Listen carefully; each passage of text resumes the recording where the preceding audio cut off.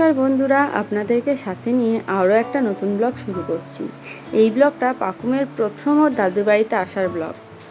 আমাদের বাড়ির নিয়ম হচ্ছে, যখন প্রথম দাদুর বাড়িতে যাবে তখন দিদাকে বরণ করে আশীর্বাদ করে ঘরে তুলতে হবে। এই 7টা মাস ও দিদা শুধু এই দিনটার জন্যই দিন গুনে গেছে যে কবে পাকুম সোনা দিদার বাড়িতে যাবে। এই বাড়িতে আসার মেন উদ্দেশ্য হচ্ছে মামা ভাত খাওয়ার। ও থুক করি, ওর তো আবার মামা নেই, ওর তো মাসি, তাই ও এই বাড়িতে এসেছে মাসি ভাত খেতে। জানেন তো, আমার বাবার বাড়িতে অন্নপ্রাশন নেই, তাই আমার বা আমার বোনের অন্নপ্রাশন হয়নি। আবার আমার শ্বশুর বাড়িতে অন্নপ্রাশন আছে, কিন্তু ভাগ্যের এমন পরিহাস, আমার স্বামীর অন্নপ্রাশনের দিন ঠিক হয়ে গিয়ে প্যান্ডেল সব বাঁধা হয়ে যাওয়ার পরেও না অন্নপ্রাশনটা হয়নি। তার কারণ দুর্ভাগ্যবশত ওর অন্নপ্রাশনের কিছুদিন আগে ওর মেজ পিসি গত হয়, তাই আর অন্নপ্রাশনটা হয়নি।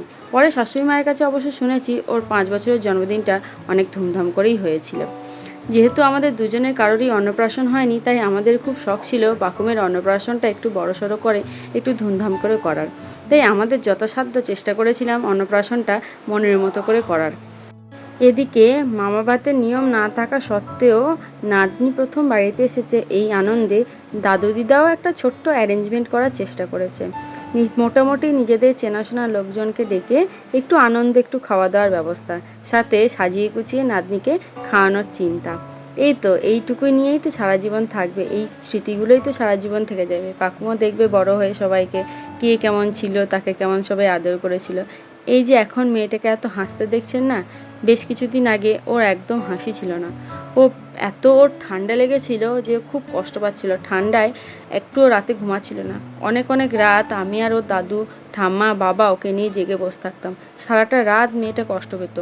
আমরা জেগে থাকতাম এটা বড় কথা নয়, ও না একটুও ঘুমাতে পারতো না, এমনকি নিঃশ্বাসও পর্যন্ত নিতে পারছিল না, খালি কাঁদছিল, খুব কষ্ট পেয়েছিল। আরও ওর যে ডাক্তারকে দেখায় সেই ডাক্তার সেই সময় ছিলেন না, কিন্তু অন্য একজন ডাক্তারকে দেখিয়ে সাময়িক একটু হলেও শরীরটা একটু সুস্থ হয়েছিল। তারপরে এই বাড়িতে আসি। এই বাড়িতে এসেও যে ও একদম পুরোপুরি সুস্থ হয়ে গেছিলো সেটাও নয়, এখানেও 2-1 দিন একটু রাতে কান্নাকাটি করেছে, এমনকি আজ দুপুর পর্যন্ত একটু অস্বস্তি বোধ করেছে। এই পরিস্থিতিতে ও আর তো খেতেও চাইছে না, আরও বেশি দুর্বল হয়ে গেছে, কিন্তু এই সন্ধেবেলায় সবাইকে দেখে একটু আনন্দে হাসাহাসি করছে আর কি। মেয়েটার এই স্বভাবটা কিন্তু একদম হয়েছে আমাদের মতো। আমরা যেরকম লোকজন পছন্দ করি, সবার সাথে মিশতে ভালোবাসি, মেয়েটাও তাই। এত শরীর খারাপ তাও মানুষজনকে দেখে দেখুন ওর একটুও বিরক্ত নেই, ও সবার সাথে কেমন হেসে হেসে খেলা করছে। ও শাকটা দিন বাজাতে পারবো। শাক বাজা দিদি শাক দিদি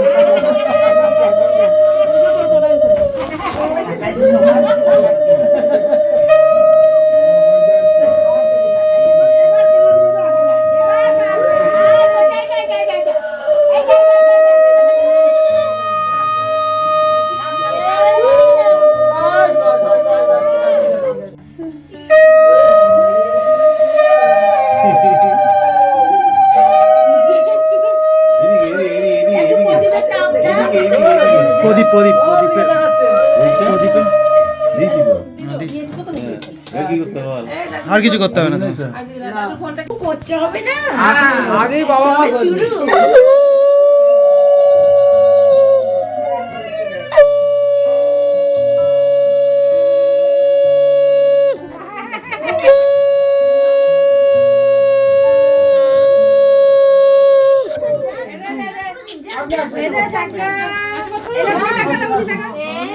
ছবিতে দেখেছি বলেই আমি চিনি। দেখি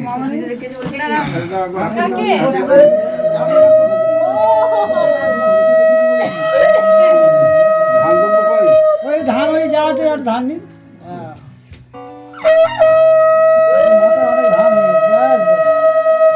অনেক বড় হয়।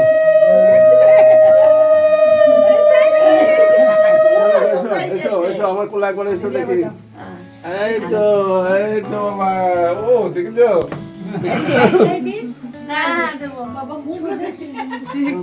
একবার হাতে ধরে নিই দেখি এই দেখো তোমার জামা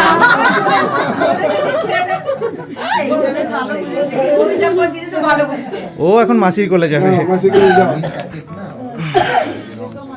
নাজমিনের দাদুই ভালোবাসে গো বাবা শুধু পায়েসটা মুখে দিতে একটু না পিসি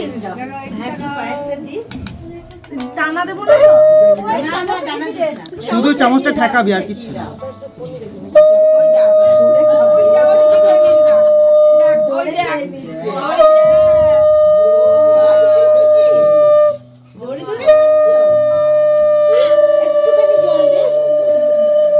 চামচে করে না এমনি গ্লাসে টাকা মাম্মা এদিকে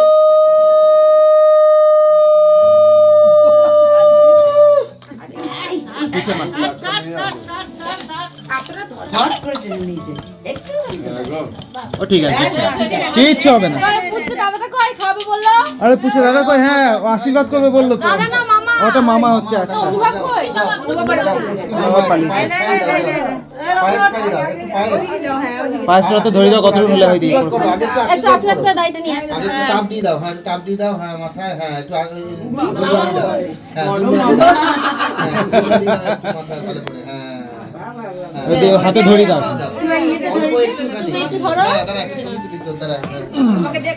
ছোট্ট দিনটা খুব আনন্দ করেই কাটলো। মেয়েটার হাসি মুখটা দেখেও মনটা ভরে গেল। আজকের ব্লগটা তবে এইটুকুই থাক।